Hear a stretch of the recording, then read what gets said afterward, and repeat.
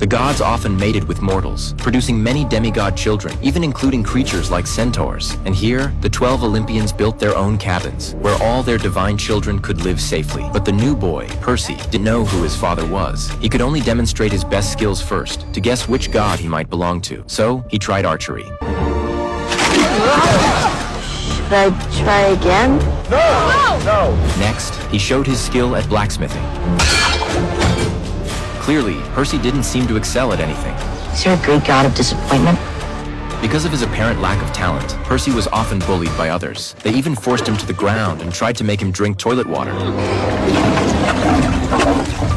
A sudden change left the bullies stunned. Then, 3 powerful jets of water shot upwards, the force blasting the 3 bullies back several meters. Percy looked at the damaged bathroom and felt a mix of emotions. At that moment, a girl leaned against the doorframe, quietly observing everything. Her name was Annabeth, daughter of Athena, the goddess of wisdom. She had chosen not to intervene earlier, specifically to test if Percy had what it took to be her partner for the competition the next day, as they absolutely needed to win to prove Percy's worth of staying here. And so, the annual Capture the Flag game began. The red and blue teams faced off on opposite sides of the creek. Victory went to whoever captured the enemy's flag first, and it was also about which god's children were stronger. Percy and Annabeth were on the blue team, while Clarice, the girl who often bullied him, was on red. Right from the start of the match, the red and blue teams clashed in fierce combat. The 2 sides were evenly matched, and neither could gain an advantage. Then, the real show began. Annabeth vanishes. Watching Annabeth disappear, Percy was confused. Hearing the distant sounds of battle, he felt useless. Perhaps the blue team thought he was too weak to join the fight. Suddenly, figures emerged from the shadows. It was Clarice and her crew, always looking for trouble. Percy quickly explained that their flag was the other way, but Clarice wasn't there for the flag. She never believed the weaker blue team could win. Right now, she only wanted payback for the previous day.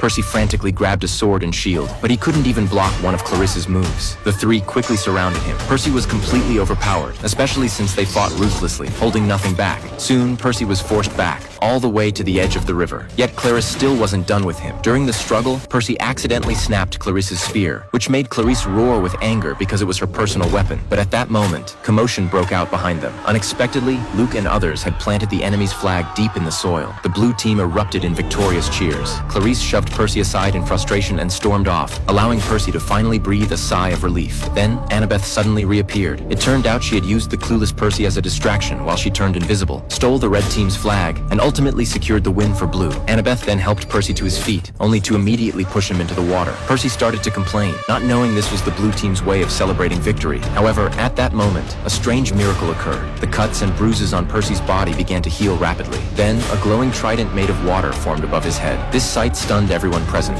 Unexpectedly, Percy's father was Poseidon, the god